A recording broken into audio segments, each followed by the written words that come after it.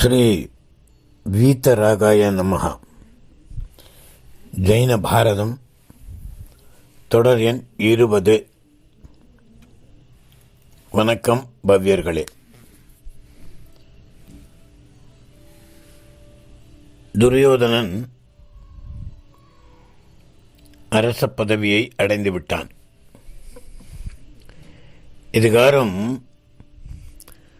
பாண்டவர்களாகிய ஐவர் தங்களுக்கும் அரசுரிமையில் பங்கு இருக்கிறது என்பதையெல்லாம் எடுத்து சொல்லாமலும் அது பற்றி ஒன்றும் கோராமலும் அவன் அரச பதவியை அடைவதற்கு பக்கபலமாக இருந்தார்கள் என்று கூட சொல்லலாம். ஆனாலும்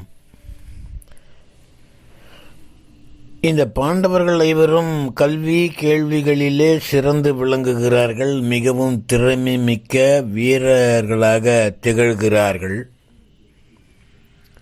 எல்லாவற்றிலும் சாமர்த்தியக்காரர்களாக இருக்கிறார்கள்.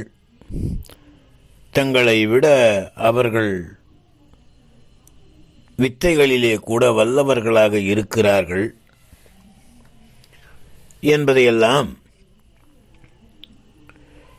பீஷ்மன், விதுரன், துரியோதனர் போன்றவர்கள் அவர்களிடத்திலே பலமுறை அவர்களையே பாராட்டி சொல்வதை காண்கிற போது அந்த துரியோதனனுக்கு இயல்பாகவே அழுக்காறு என்கிற கஷாய இருக்கின்ற அவனிடத்திலே அந்த மாதிரி சொல்கிற போது அவர்களுக்கு மேலும் மேலும் அந்த காழ்ப்புணர்ச்சி பெருகி வருகின்றது. பின்பு ஒரு நாள் அவன் தம்பியர்கள் அனைவரையும் துரியோதனன் அழைத்தான். அவர்களை எல்லாம் தன் கூட நிறுத்தி கொண்டு பாண்டவர்களை எவ்வாறு அழிப்பது என்பது குறித்து அவர்களுடன் ஆலோசித்தான். அவர்கள் வீரத்திலே சிறந்தவர்களாக இருந்தாலும் எல்லோருடைய அன்பிற்கும் பாத்திரமானவர்கள்.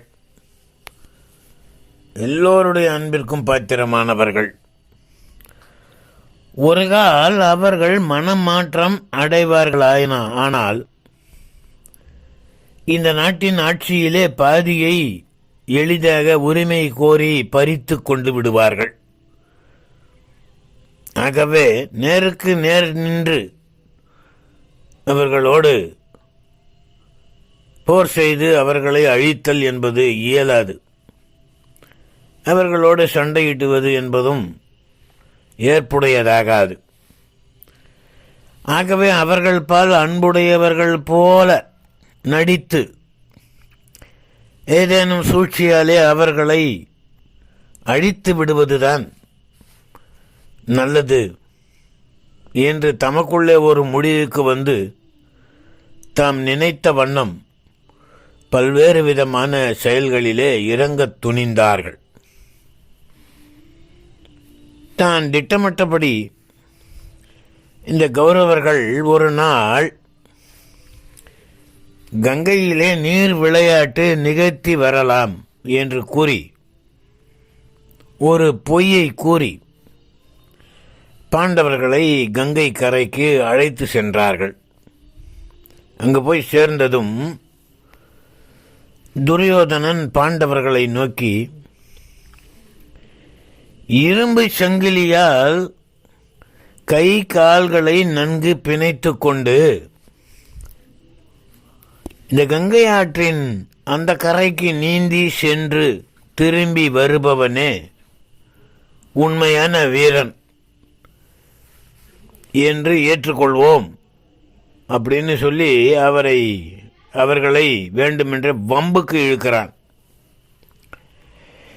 இதை கேட்ட வீமன் துரியோதனன் விதித்த நிபந்தனையை ஏற்றுக்கொள்கிறான்.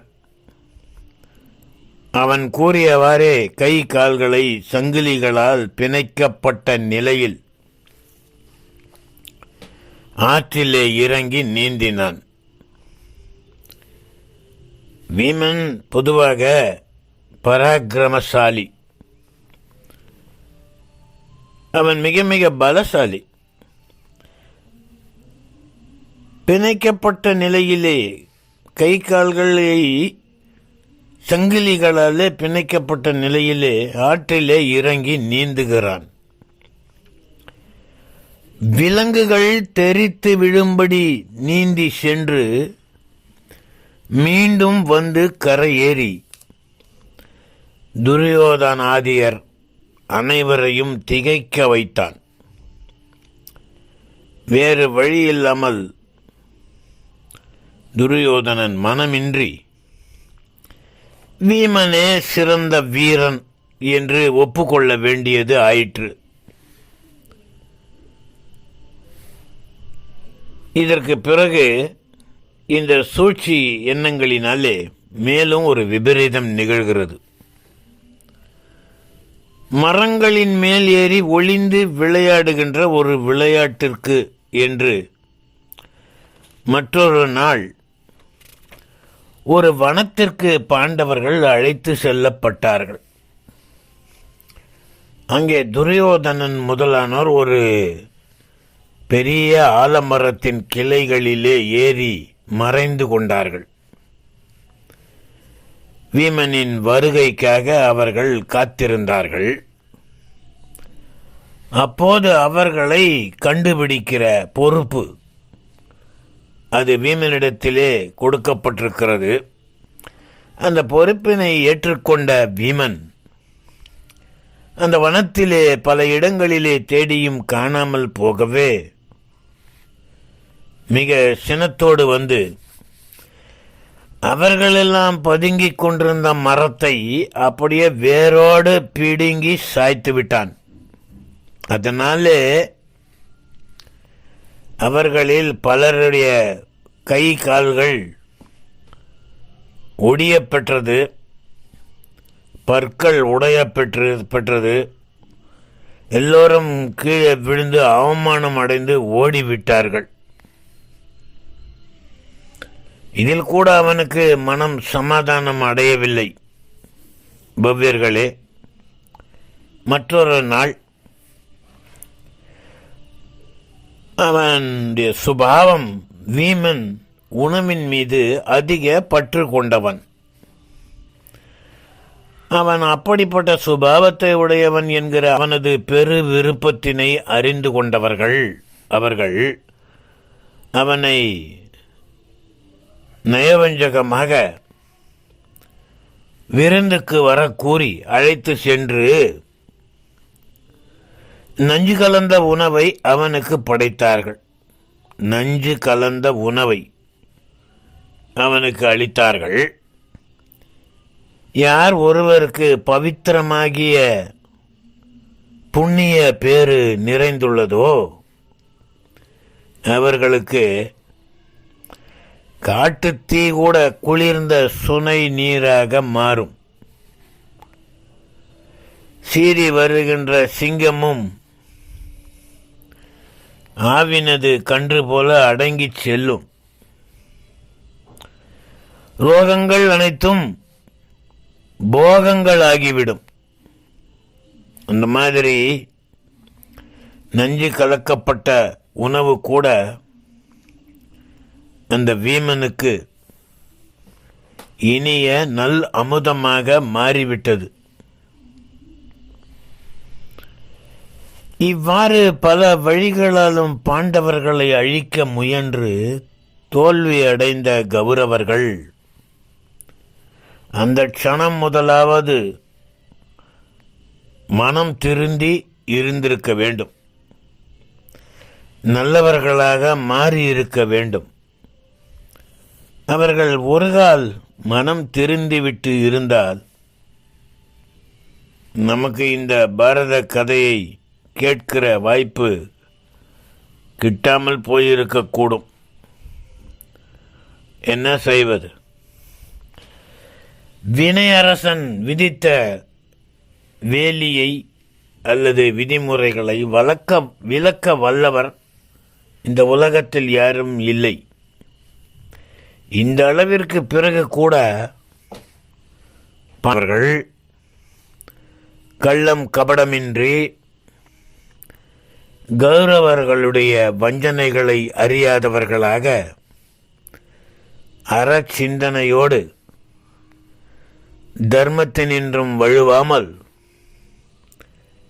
ஐயம் ஏதுமின்றி அவர்கள் பால் அன்புடையவர்களாகவே ஒழுகி வந்தார்கள். இது இவ்வாறெல்லாம் நடந்திருக்கிற பட்சத்திலே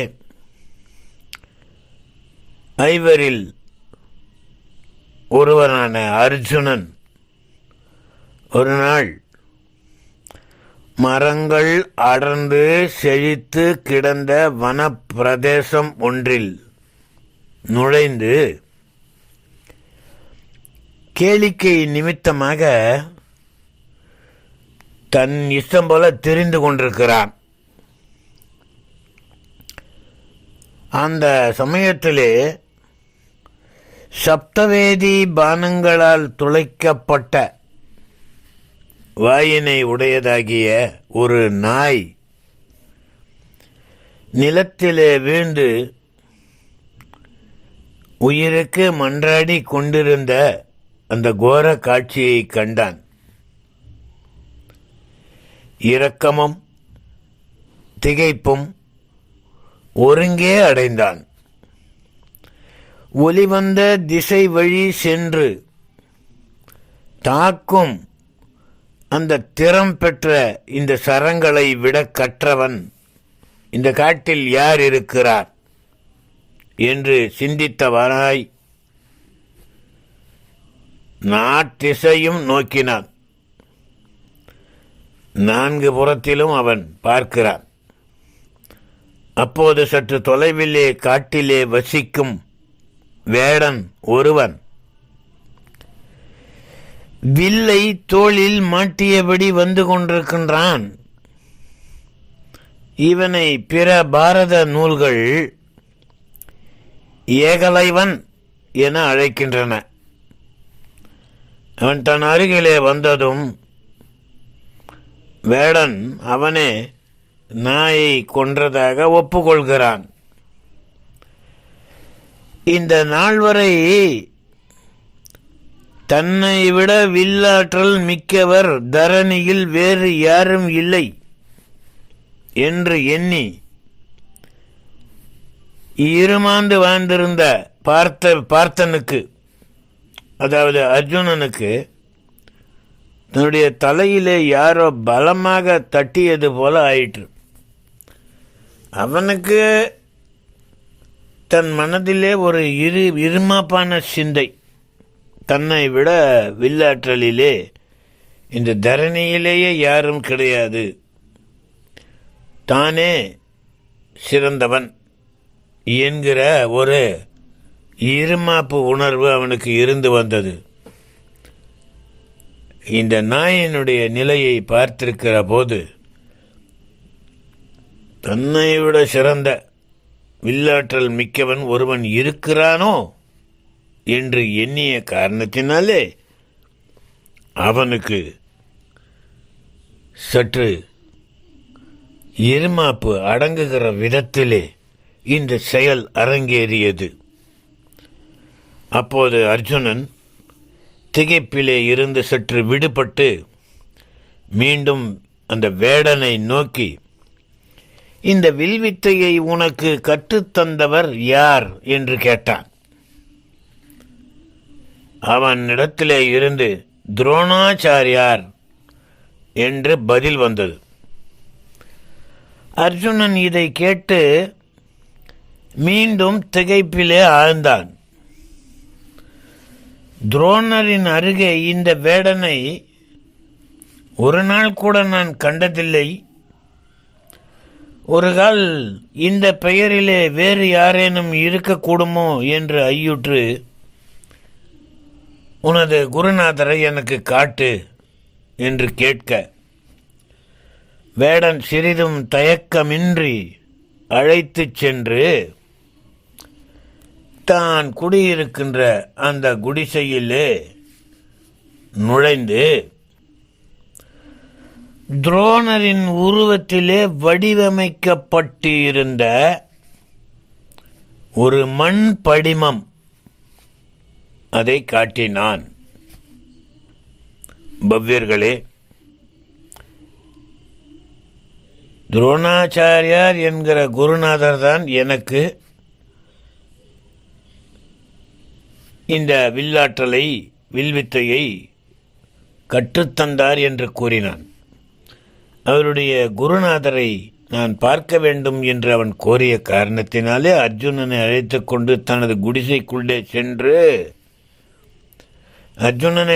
சென்று அவன் குடியிருக்கின்ற அந்த குடிசைக்குள்ளே அழைத்து சென்று காட்டிய போது அது அச்சு அசலாக துரோணரின் உருவிலே வடிவமைக்கப்பட்டிருந்த ஒரு மண் படிமமாக காட்சியளிக்கிறது. இதை கண்டு வியந்து போனான் அர்ஜுனன். இனி என்ன நிகழ்கிறது என்பதை சொல்வதற்கு நாளை சந்திப்போம் நற்காட்சியாளர் நண்பர்களே. நன்றி, வணக்கம். ஜெய் ஜினேந்திரா.